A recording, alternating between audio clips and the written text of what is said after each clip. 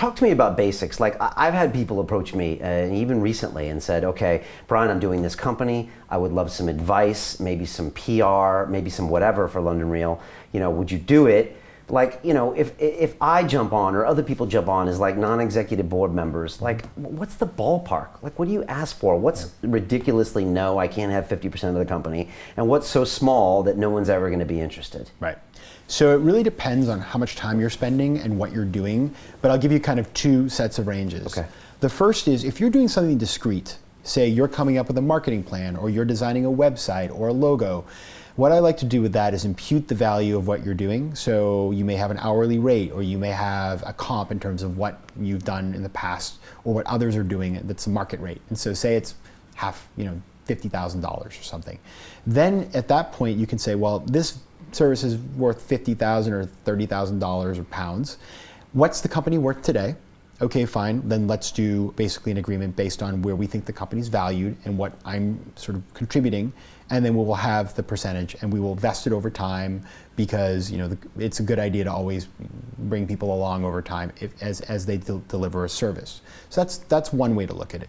The second more amorphous thing, like, hey Patrick, we need your relationships and advice for an hour a month every month. That one ranges in terms of the stage of the company and the amount of sort of input and value you're going to deliver.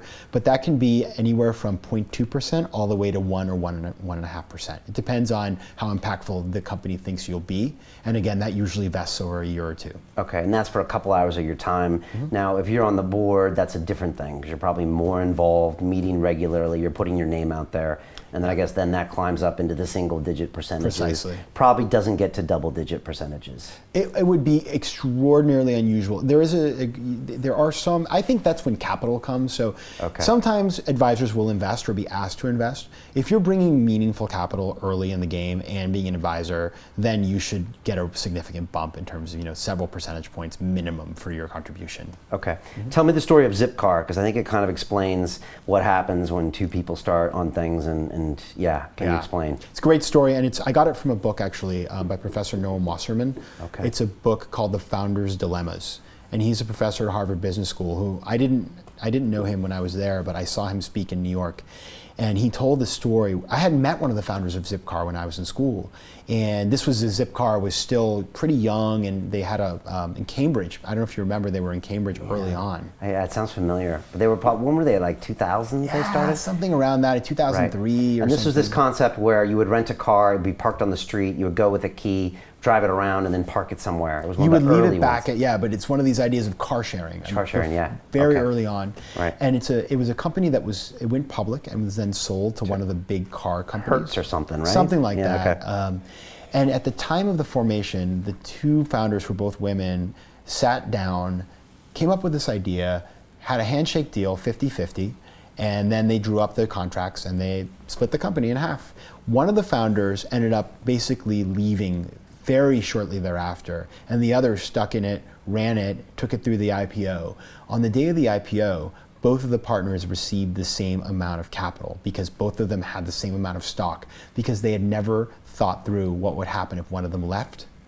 And it's just so unfair. Yeah. But I've seen that happen with sophisticated people, by the way, who do that. Me too. I've seen it happen. Now the alternative from what I want to be the one who doesn't do anything. Right? You want to be that guy. And so again, like some people they get confused with all these like structures and percentages. But again, once you spend a little time on it, it'll become really obvious. And also once you go through it once, you'll never forget what it feels like to be diluted or what all these things mean. But I think what people do nowadays is say there's a few founders, say there's 3 founders, and they start the company and they say, okay, we all should get a third of the stock, but they vest that over 4 or 5 years. Correct. So if you leave after 6 months, then you don't get all your stock. You get, say, 1/8 of it, and then 1/8 of the original piece, which means they can then give it away to other things that they need. But again, I know sophisticated investors that didn't even write that in there because it's everything's great. We're partying. We're going fast. I got to worry about marketing. You got to worry about the product.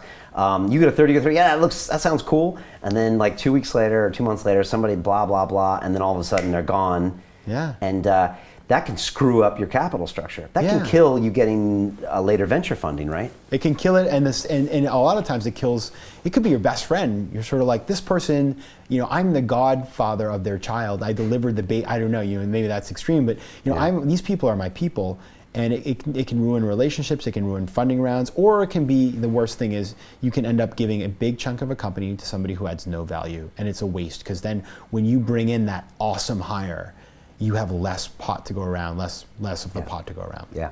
What happened with Facebook? I mean, in the movie, they had that, like, I guess the three of them started, or two of them started it. Okay, and the movie showed Mark was doing this, and the guy from Harvard was out, trying to get advertisers. Eduardo. Eduardo. And Mark went to California, and he was hanging out with Sean Parker. I still want to meet Sean. I'll have him on the show.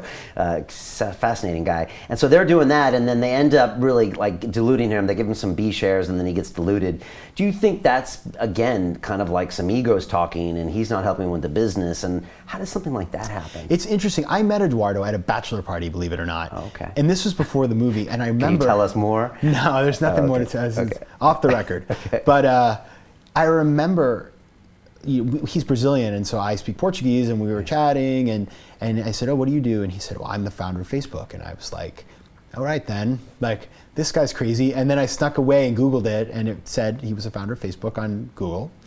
And I think that kind of thing happens relatively rarely, because I think generally people bring in good counsel. But there is this reality that once things become valuable, people aren't so nice anymore, and they will find ways to realign the company or whatever. And that happens. The great example of this is these businesses that have raised so much capital over the last couple of years, who raised, I would say, too much capital. Say like a Fab.com, which was one of these unicorn in the making, and they raised a lot of venture capital. And then the company went sideways, and all of a sudden the founders are out, the venture capitalists take it over, and then a couple months later it's bankrupt. Those things happen. Like, it can look great from the outside, but people, it is still a risky business, and people get hurt all the time. Continue watching this fascinating conversation for free by clicking on the link below to visit our website, learn from the best minds in the world, and connect with a community of passionate people building the best versions of themselves. Just click on the link below, and I'll see you on the inside.